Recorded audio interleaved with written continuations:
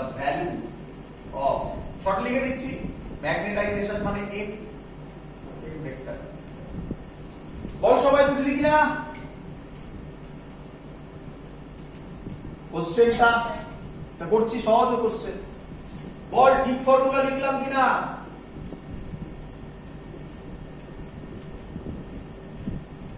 for a bar magnet with pole strength qm length 2l dipole moment এর formula ছিল qm into 2l বল ঠিক করেছে কিনা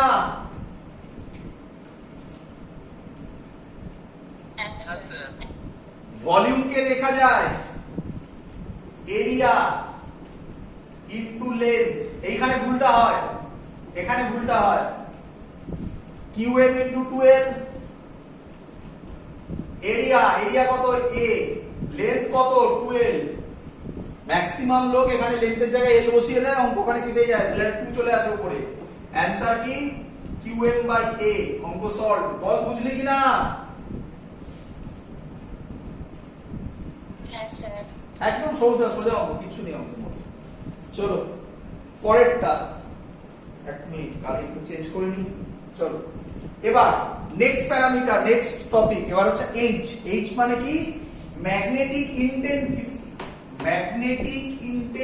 ভালো করে বুঝবে or magnetizing field intensity magnetic intensity কি দিয়ে ডিনোট করে h দিয়ে or এর আরেক নাম magnetizing field intensity magnetizing field একই কথা intensity খুব ভালো করে বুঝবে এটা তোমরা কার সাথে গুলাও ভালো করে শুনবে তোমরা এটাকে গুলাও b এর সাথে b মানে ম্যাগনেটাইজিং ফিল্ড b মানে হচ্ছে ম্যাগনেটাইজিং ফিল্ড এটা হচ্ছে ম্যাগনেটাইজিং ফিল্ড ইন্টেন্সিটি এটা আর এটার মধ্যে কি ডিফারেন্স ট্রুলি স্পিকিং ভালো করে আমার কথাগুলো ভালো করে বুঝবে এই বি আর এইচ এর মধ্যে কি ডিফারেন্স আমি যখন ফিজিক্সটা বোঝাবো তোমার কাছে ক্লিয়ার হয়ে যাবে নাম দেখে অনেকের সেম মনে হয় গায়ে গায়ে এটা যেন না ভুলোয় চলো ভালো করে শুনুন মুছলাম আমি এটা আমি প্রথমে একই জিনিস এই হচ্ছে এই ছবিটা আমি আগেই এঁকেছিলাম মুছে দিয়েছিলাম একটা অ্যাটমকে একটা এলিমেন্ট দিলাম একটা এক্সটার্নাল ম্যাগনেটিক ফিল্ড দিলাম যদি এক্সটার্নাল ম্যাগনেটিক ফিল্ড দিই তাহলে কি হচ্ছে এর মধ্যে ডাইপোল গুলো অ্যালাইন্ড হবে কিন্তু সবাই অ্যালাইন্ড হতে পারছে না কিছু কিছু একটু র্যান্ডমনেস থাকছে বাট ম্যাক্সিমামটাই অ্যালাইন্ড বলো সবাই বুঝলে কিনা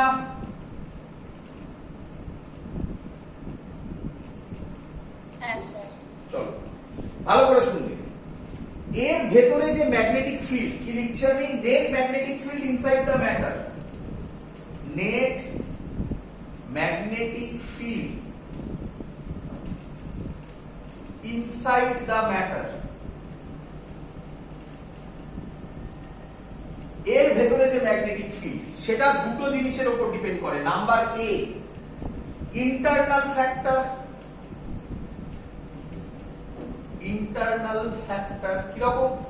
কিরকম লিখে দিচ্ছি আমি due to alignment of dipole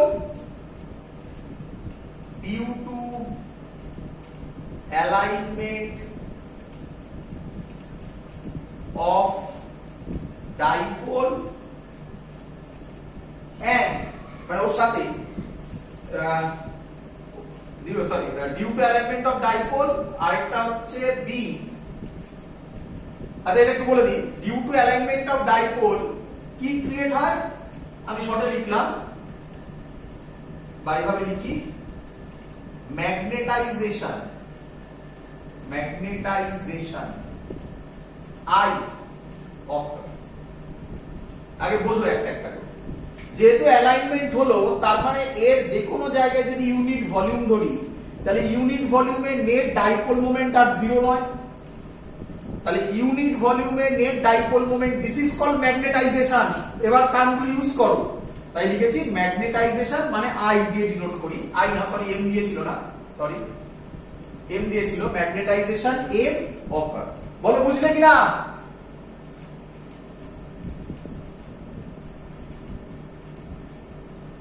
কিরে চলো নাম্বার বি। নাম্বার বি খুব ইম্পর্টেন্ট জিনিস, external factor. Internal factor, external factor. External factor মানে কি?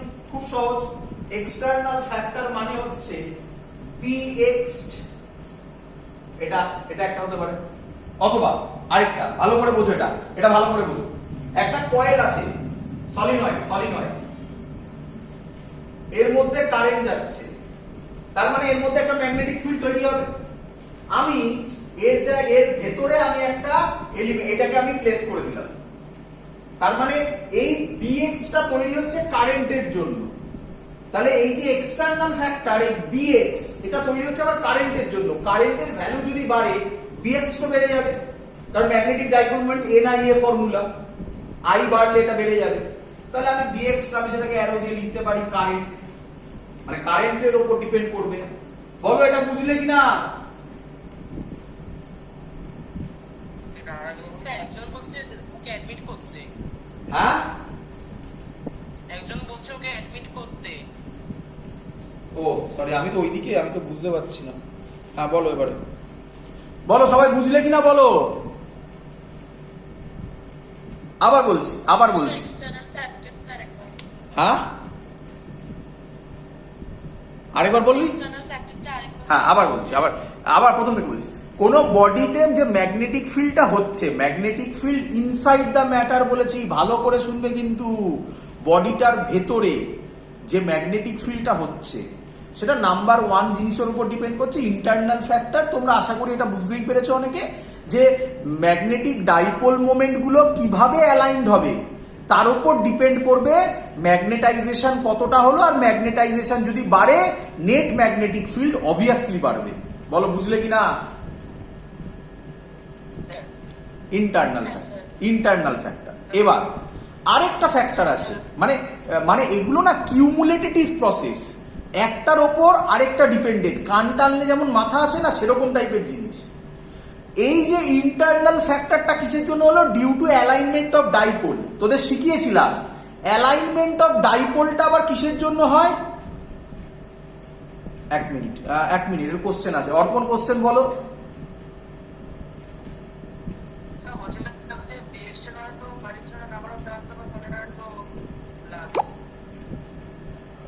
আরেকবার একটুখানি আমি শুনতে পাইনি, পরিষ্কার আসছে না, আরেকবার কথাটা। যেটা আছে এক্সটার্নাল ফ্যাক্টর, সেটা তো কারেন্ট আই এর উপর ডিপেন্ড করে, তার সঙ্গে তো নাম্বার অফ টার্নস অফ সলিনয়েডের উপর ডিপেন্ড। একদম একদম, নিঃসন্দেহে নিঃসন্দেহে নিঃসন্দেহে, ঠিক বলেছিস তো। হ্যাঁ, তো খালি এটা তো খালি আই এর উপর তো না, ওটা তো টার্নসের উপর। একদম টার্নসের উপরও ডিপেন্ড করবে। ভালো কথা বলেছে, আমার লেখা হয়নি, আমি লিখছি ওটা গিয়ে। নিঃসন্দেহে নিঃসন্দেহে, আমি যতগুলো সামনে আমার মনে এসছে সেগুলো লিখেছি। বলছি ইন্টারনাল ফ্যাক্টর বোঝা গেছে, একদম ঠিক বলেছিস, ইন্টারনাল ফ্যাক্টর বোঝা গেছে। এবার আমি বলছি এক্সটার্নাল ফ্যাক্টর। এক্সটার্নাল ফ্যাক্টর ওই যে ডাইপোল মোমেন্টটা এলো, কার জন্য এলো? এক্সটার্নাল ম্যাগনেটিক ফিল্ডের জন্য।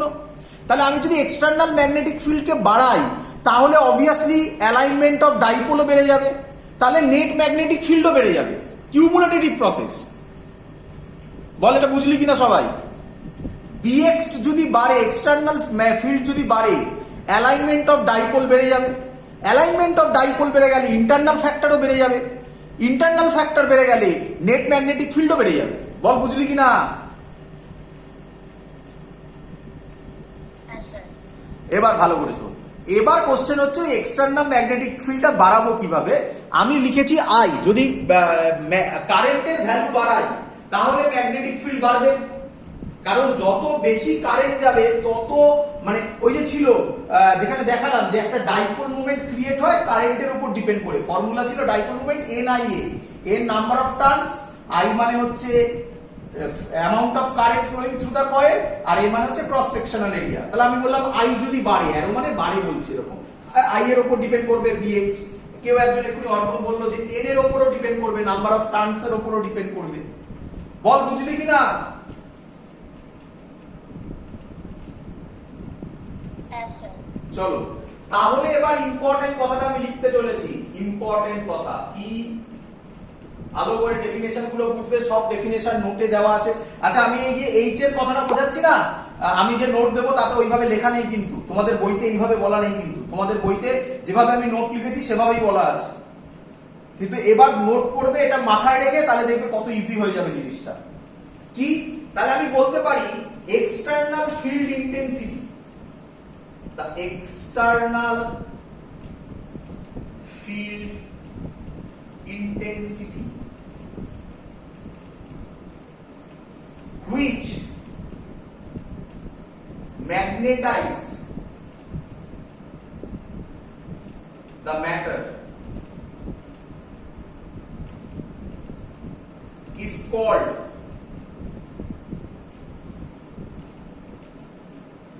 magnetic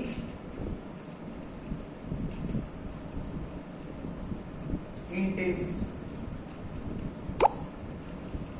Intensity খুব ভালো করে বুঝবে, খুব ভালো করে বুঝবে, খুব ভালো করে বুঝবে। এই যে এক্সটার্নাল ফিল্ড ইন্টেন্সিটি, এই যে external factor, external field intensity which magnetize the matter, যেটা এটাকে ম্যাগনেটাইজ করছে, ইজ কল্ড ম্যাগনেটিক ইন্টেন্সিটি। কি দিয়ে ডিনোট করা হয়? এইচ দিয়ে। আমি জানি তোদের কোশ্চেন কি, আমি জানি তোদের কোশ্চেন কি, ভালো করে শোন। তাহলে তোদের কোশ্চেন, তাহলে স্যার বি মানেই তো এইচ হচ্ছে না, ভালো করে বোঝ। বি যেটা হচ্ছে এখন সেটা হচ্ছে বি নেট, আর সেটা ডাইরেক্টলি প্রপোর্শনাল টু হচ্ছে নাম্বার 1 কার কার উপর ডিপেন্ডেন্ট? Internal factor. ইন্টারনাল ফ্যাক্টর মানে কে? M plus external factor. তাহলে এক্সটার্নাল ফ্যাক্টরটার বিএক্স লিখবো না, এক্সটার্নাল ফ্যাক্টর কে? এইচ। এই দুটোকে মিলিয়ে বি নেটটা হয়। বল বুঝলি কিনা? এটা মেন কথা, এটাই মেন কথা, এটাই বেসিক ডিফারেন্স বি নেট আর এইচ এর মধ্যে। বল বুঝলি কিনা?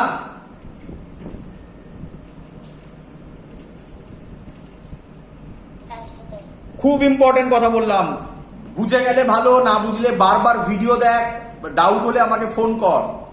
খুব ইম্পর্টেন্ট জায়গা এটা, আবার বলছি।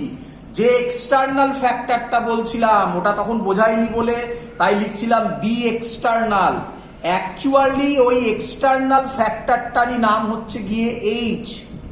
যে এইচটা, তাহলে একটা বডির নেট ম্যাগনেটাইজেশনটা, নেট ম্যাগনেটিক ফিল্ডটা কার কার উপর ডিপেন্ড করবে? ইন্টারনাল ফ্যাক্টর অলরেডি এম, ওটা হয়ে গেছে, ওটা তো বোঝা হয়ে গেছে। আর এক্সটার্নাল ফ্যাক্টরটার নাম হচ্ছে গিয়ে এইচ। তাই নামের ওই ডিফারেন্সটাই টোটালটা করে যেটা হবে সেটা directly proportional two net magnetic field হবে। এবার তোদের কোশ্চেন, কেন স্যার ডাইরেক্টলি প্রপোর্শনাল লিখলেন, কেন ইকুয়াল টু লিখলেন না? তার অ্যান্সারও আমার কাছে আছে এবং সেটা পরের টপিক হবে, দেখ এক্ষুনি দেখাচ্ছি। বল বুঝলি কিনা এত অব্দি সবাই? হ্যাঁ বাবা, না না না, বি এক্স বলে কিছু হয় না ওখানে, তখন আমরা ওটাকে বি নেট বলছি, বি এক্স বলে কিছু বলবো না। তাই তো বললাম আমি ওটা, বুঝতে পেরেছিস? তাই তো ওটা মুছে দিলাম। কিরে, হ্যাঁ চলো এগোই তাহলে। এবার ভালো করে বুঝবে, তাহলে এই হলো এক্সটার্নাল ফিল্ড ইন্টেন্সিটি। এবার ওপরটা মুছলাম আমি।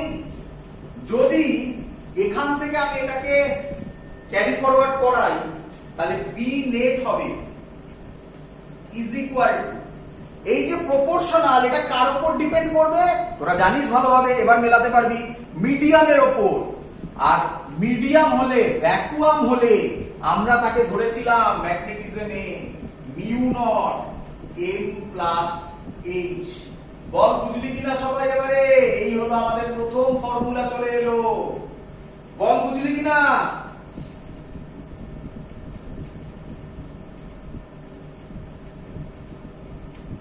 হ্যাঁ না বল, ভালো করে শুনবি। তাহলে আমি বলতে পারি, আচ্ছা কে আমাকে এখান থেকে পরীক্ষায় কোশ্চেন দেয়, কোশ্চেন দেয়, what is the unit of H? কে বলবে বল? কে বলবে?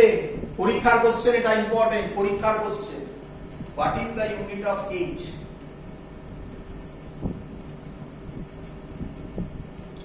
Ampere metre inverse. একদম। কেন কেন? স্যার এইচ এর ইউনিট তো আই এর ইউনিটের মতোই হবে। এইচ এর ইউনিট এম বলেছি, হ্যাঁ এম বা আই এর সাথে সমান হবে, নয়তো এক হতো না। প্রিন্সিপাল অফ হোমোজেনিটি বা ডাইমেনশন অ্যানালিসিস মনে পড়ছে? সেখান থেকে আমরা বলতে পারি এর ইউনিটও অ্যাম্পিয়ার মিটার ইনভার্স। তোদের বইতে এই যে এইভাবে বোঝালাম, এইভাবে বোঝানো নেই। তোদের বইতে লেখা আছে, আমি আবার রিপিট করছি কিন্তু আমার নোটেও তাই লেখা আছে। তুমি পরীক্ষার সময় নোট লিখতে পারো, আমার মনে হয় নোটটা লেখাই বেটার হবে। পরীক্ষার সময় যদি কোশ্চেন বলে দেখ ডিফাইন ম্যাগনেটিক ফিল্ড ইন্টেন্সিটি, তখন কি এসব লিখবি নাকি? এসব বোঝাবি নাকি তুই? এত কিছু কনসেপ্ট তোর কাছে তৈরি হলো মাথায়, স্যার কি বলতে চেয়েছি জিনিসটা। আর যখন হবে তখন এই নোট, এই একটা ডেফিনেশন আমি আজকেই পোস্ট করে দেবো, সেটাই পরীক্ষায় লিখবি। এবং বইতে যেটা লেখা থাকে সেটা ভালো করে দেখে নে, কি ডেফিনেশন লেখা থাকে এইচে। দেখ বোঝ, B by mu nought minus A, এটা লেখা থাকে এইচ এর ডেফিনেশন। বল বুঝলি কিনা সবাই? একটু কথাবার্তা বল বাবা। হ্যাঁ স্যার। চলো, কিন্তু তোরা বুঝতে পারলি কিভাবে এলো? তাহলে আমি আরেকবার রিপিট করছি, এই জায়গাটায় যদি ভুল হয় আবার রিপিট করছি। এটা আশা করি অনেকের মাথায় এবার ঢুকে গেছে। কি যে স্যার বলেছে, আমি তো মুছে দিয়েছি, স্যার বলেছে দুটো ফ্যাক্টরের জন্য নেট ম্যাগনেটিক মোমেন্টটা ডিপেন্ড করে। নাম্বার 1 হচ্ছে ইন্টারনাল ফ্যাক্টর, লেখা ছিল ভিডিওতে, পরে গিয়ে দেখে নিবি ব্যাকে করে। ইন্টারনাল ফ্যাক্টর যার নাম ছিল ম্যাগনেটাইজেশন, সেটা হচ্ছে এম। আরেকটা হচ্ছে এক্সটার্নাল ফ্যাক্টর, যেটা স্যার ভুল করে ইচ্ছা করে লিখেছিল বি নেট। ওটা বি নেট বলবো না, ওটা কি বলবো? বি এক্সটার্নাল ছিল। ওটা বি এক্সটার্নাল বলবো না, ওটা কি ছিল? এইচ। তাহলে external factor H, internal factor M এর উপর ডিপেন্ড করে বি নেট। প্রপোর্শনাল কেন? মিডিয়ামের উপর ডিপেন্ড করবে বলে প্রপোর্শনাল উঠে গিয়ে মিডিয়ামের জন্য মিউ নট কনস্ট্যান্ট চলে এলো। বল বুঝলি কিনা?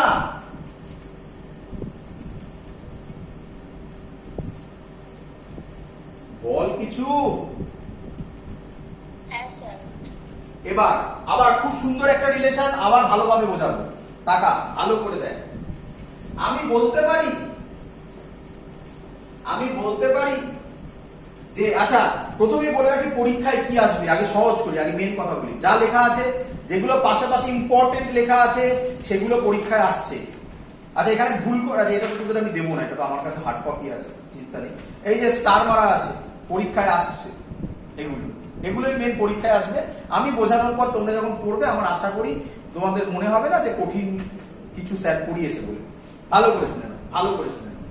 আমি বলতে পারি ইন্টারনাল ফ্যাক্টর আর একটা ছিল এক্সটার্নাল ফ্যাক্টর। এক্সটার্নাল ফ্যাক্টর যদি বাড়ে তাহলে এমও মানে এইচ যদি বাড়ে, এটা বুঝেছো কিনা আগে বলো, ফিল করতে পেরেছো কিনা? এইচ যদি বাড়ে তাহলে এমও কি হবে? হ্যাঁ শুনতে পাইনি, শুনতে পাইনি, জোরে বল।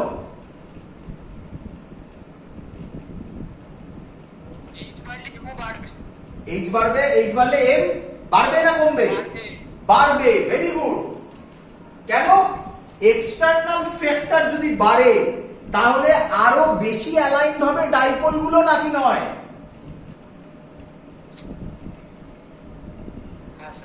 তাহলে এইচ বাড়লে এমও বাড়বে। তাহলে আমি বলতে পারি কি, M directly proportional to H, এটাকে একটা কনস্ট্যান্ট বলা হয়, is equal to chi H. এটাকে বলা হয় সাসেপ্টিবিলিটি। কেউ কেউ স্পেলিংটা একটু অন্যরকম করে, প্রোনাউন্সিয়েশনটা, সরি, এম বাই এইচ। আচ্ছা এটার মানে কি? এটার ফিজিক্যালি মানে কি? ভালো করে শুনবে, ভালো করে বোঝার চেষ্টা করো এবারে জিনিসটা।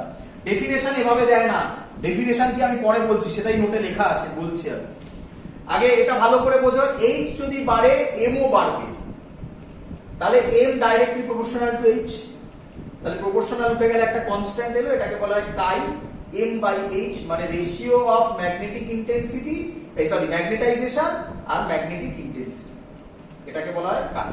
ভালো করে শুনুন। আচ্ছা এখান থেকে বুঝতে পারছো এটা ইউনিটলেস আর লিখতে হবে না আশা করি, এম আর এইচ এর ইউনিট সেম, তাহলে কাই হচ্ছে ইউনিটলেস। চলো ভালো করে শুনুন। হ্যাঁ রে, যদি এক্সটার্নাল ফ্যাক্টর বাড়ে ইন্টারনাল ফ্যাক্টরটাও বাড়ছে। ইন্টারনাল ফ্যাক্টর মানে কি আর কিছুই নয়, ডাইপোল গুলোকে অ্যালাইন করতে হবে, একই দিকে করতে হবে, যেদিকে ইচ্ছা যাবে না, একই দিকে করতে হবে। তাহলে আমি কি বলতে পারি এই সাসেপ্টিবিলিটি মেজার করবে, যদি বেশি হয় তাহলে একে অ্যালাইন করা ডিফিকাল্ট হয়ে যাবে। সাসেপ্টিবিলিটি যদি কম হয় তাহলে একে অ্যালাইন করা ইজি হয়ে যাবে। বল বুঝলি কি না এই কথাটা?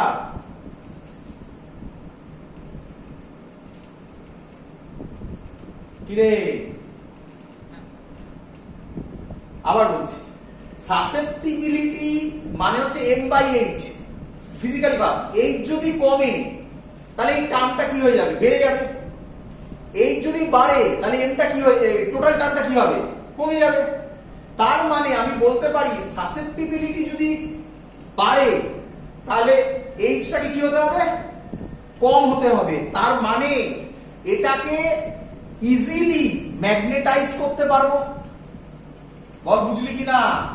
তার মানে আমি কি বলতে পারি কাইটা হচ্ছে মেজারমেন্ট অফ মানে how easily the magnet can be magnetize. এটা হচ্ছে অ্যাকচুয়াল ওয়ার্ড। কাইটাকে বলা হয় হাউ ইজিলি দ্য ম্যাগনেট বা এলিমেন্ট বল, যা ইচ্ছা, ম্যাগনেটিক এলিমেন্ট বল, দ্য ম্যাগনেটিক এলিমেন্ট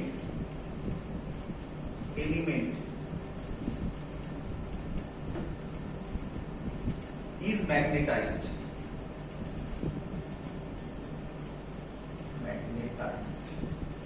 বল বুঝলি কিনা সবাই?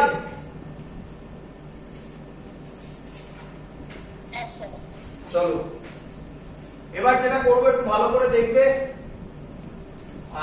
ইম্পর্টেন্ট জিনিস, এই যে ডিরাইভেশনটা করছি, এই ডিরাইভেশনটাই পরীক্ষায় দেয় খুব। হ্যাঁ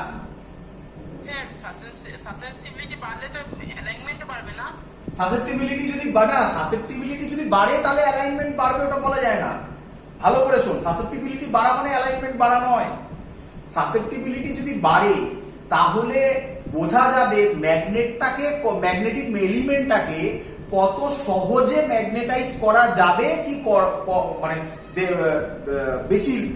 বেশি ম্যাগনেটিক ফিল্ড দিতে হবে।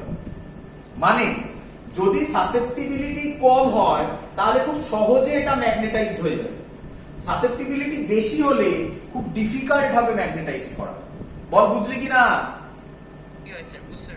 মানে এক্সটার্নাল ইন্টেন্সিটিটা, এক্সটার্নাল ফ্যাক্টরটা মানে এইচ যেটা, সেটা উল্টে যাবে, রেসিপ্রোকাল হবে ওর সাথে, এক্স এর সাথে। এবং তাই তো বোঝা যাচ্ছে এখান থেকে। ক্লিয়ার? চলো ভালো করে বুঝো, এই ডিরাইভেশনটা পরীক্ষায় দেবে, ভালো করে বুঝবে। আমি বি নেট লিখেছি তোমাদের সুবিধার জন্য, পরীক্ষার সময় বি নেট লেখার দরকার নেই, নোটেও বি নেট লেখা নেই, বি করে দিলাম। বি নেট মানে বি বোঝায়, বি মানে হচ্ছে নেট ম্যাগনেটিক ফিল্ডকেই বোঝায়। মিউ নট, আশা করবো সবাই বুঝতে পারবে, এইচ প্লাস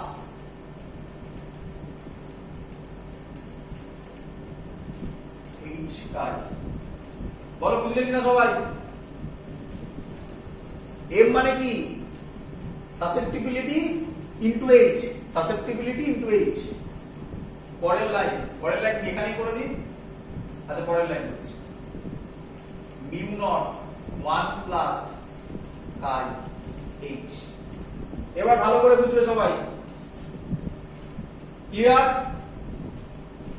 ভালো করে বুঝবে, এবার ঝামেলা আছে। আমি একটা প্রুফ করেছিলাম আগে। কি প্রুফ ছিল? তোমাদের কাছে আছে হয়তো খাতায়। B net is equal to mu naught, sorry এটা তো আজকেই করলাম, ভিডিওতে তোমরা দেখতে পাবে পরে গিয়ে। বলো এটা আমি প্রুফ করেছি আগে? হ্যাঁ না বল? চলো ভালো করে বুঝবে। ধর ভ্যাকুয়াম যদি হয় তাহলে বি নেট হয়ে যাবে বি নট, তোরা জানিস এগুলো শেখানো হয়েছিল। বল আমাকে এইচ হয়ে গেল, এইচ কে এইচ রাখলাম, আই এর ভ্যালু হবে 0, সরি আই না, এটা এম ছিল না, সরি বারবার এটা ভুল হলো, এম এর ভ্যালু হচ্ছে 0। বল এটা বুঝলি কিনা? ভালো করে শুনবি, ভালো করে শোন, বোঝার চেষ্টা কর। ধর এই কয়েল আছে, এর মধ্যেখানে কি আছে? Air or vacuum. তাহলে আমি যদি এক্সটার্নাল ফিল্ড বাড়াই, মানে কি এইচ বাড়াচ্ছি, এক্সটার্নাল ফ্যাক্টর যদি আমি বাড়াই, এইচ বাড়াই, এর মধ্যে যে মেটেরিয়ালটা থাকে সেখানে ডাইপোল গুলো অ্যালাইন হয় নাকি? মেটেরিয়ালই তো নেই এখানে কোনো, এখানে তো পুরোটাই ভ্যাকুয়াম আছে। তাহলে যদি কোনো মেটেরিয়াল না থাকে তাহলে এম এর ভ্যালু কত হবে?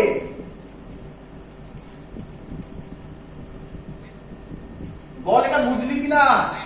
ক্লিয়ার তো? তাহলে আমি এখানে এম এর জায়গায় 0 বসালে আমি লিখতে পারি b naught by h is equal to mu naught. আমি এখানে বসাবো, আচ্ছা এটাকে b নট করলাম না, b রাখলাম, তাহলে সুবিধা, আচ্ছা না ঠিক আছে ঠিক আছে, এইটাই থাক, মুছলাম আমি এটা। আমি তাহলে এখানে লিখতে পারি, ভালো করে দেখবি, b by h mu nought 1 plus chi. এত অব্দি আশা করি সবার বোঝা গেছে। এটা জাস্ট হেল্প করবে একটা জিনিসকে লেখা, দেখ বুঝতে পারবে। মিউ নট মানে হচ্ছে পারমিয়াবিলিটি, করেছিস তোরা ইলেকট্রোস্ট্যাটিক্সে খুব ভালো করেছিস, তার নাম পারমিটিভিটি, যা ছিল same, permeability of vacuum.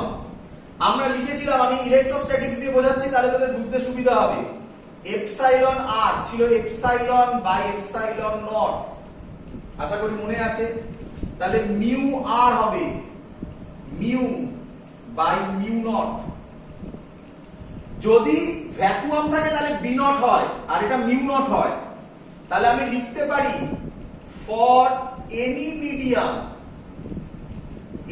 Medium B by H হয় মিউ। বল বুঝলি কিনা? হ্যাঁ স্যার।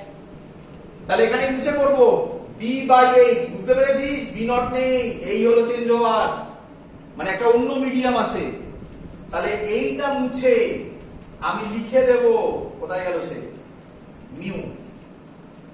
পরের লাইন ওখানেই করব মিউ বাই মিউ নট, এটা মুছে দিলাম, এটাকে এখান থেকে এখানে আনলাম, তাহলে সেটা কি হয়ে যায়?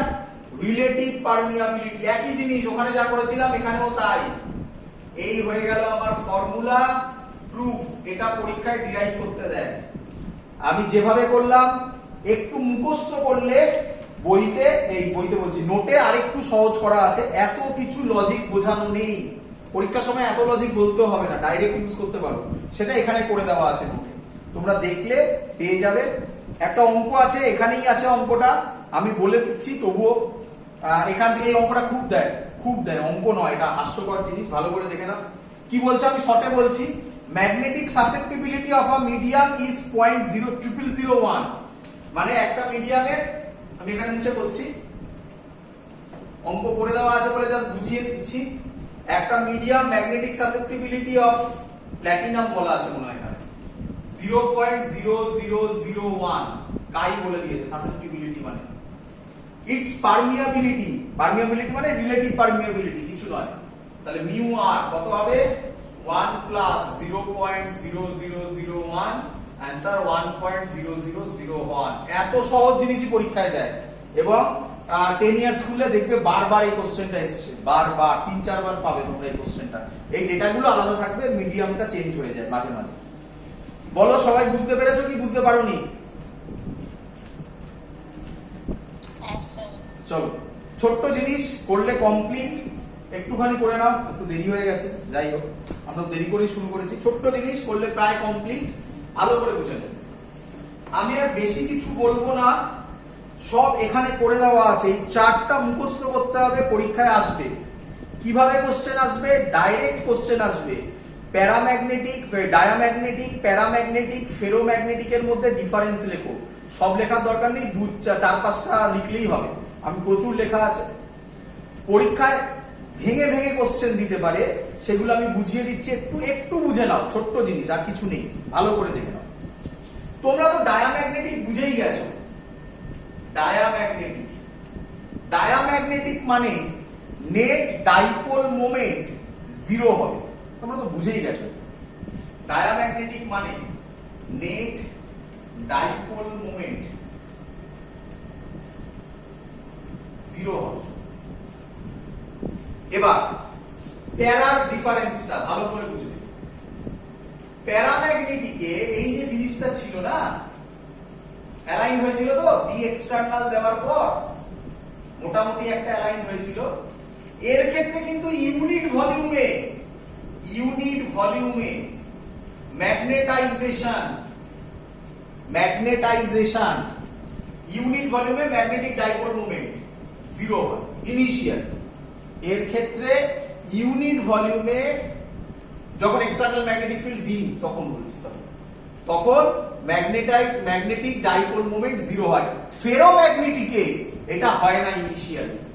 ফেরোম্যাগনেটিকে টোটালে কিন্তু 0, বাট ইনিশিয়ালি এদের ইউনিট ডাইপোল মোমেন্টে এটা নট ইজ ইকুয়াল টু 0। এটা বেসিক ডিফারেন্স, বাট এই ডিফারেন্সটা তোমাদের পরীক্ষায় দেওয়া হয় না। কিভাবে থাকে পরীক্ষায় আমি সেটা বলে দিচ্ছি। আমি এইভাবে বোঝাচ্ছি, এটা ডায়া, এটা প্যারা, এটা ফেরো। তোমরা সহজে মনে রাখতে পারো, ডায়াম্যাগনেটিক মানে হচ্ছে গিয়ে ফিবলি ম্যাগনেটাইজ। আচ্ছা, ফিবলি কথাটার মানে হচ্ছে খুব কম, ফিবলি এই ওয়ার্ডটা এখানে লেখা হয়েছে। আর প্যারা মানে হচ্ছে তারপরে, ফেরো মানে হচ্ছে একদম টপ মোস্ট, মানে হিউজ ম্যাগনেটিক ফিল্ড যাকে বলে, সেটা হচ্ছে ফেরো হয় জেনারেলি। আচ্ছা, তো সেখানে কি বলছে ভালো করে শুনবে। প্রথমে বলছে সাসেপ্টিবিলিটি, এটার ক্ষেত্রে সাসেপ্টিবিলিটি নেগেটিভ স্মল। আমি অনেক আছে পয়েন্ট, আমি শর্ট করে সেগুলো লিখছি। এটার ক্ষেত্রে সাসেপ্টিবিলিটি স্মল পজিটিভ। এটার ক্ষেত্রে সাসেপ্টিবিলিটি তোমরা ধরতে পারবে আরামসে, তোমরা নিজেরাই বলতে পারবে। এবারে কেউ বলো এটার ক্ষেত্রে সাসেপ্টিবিলিটি কি হবে? এম দেয়, কেউ দেয় না, বলো। শুনতে পাচ্ছিস? বল।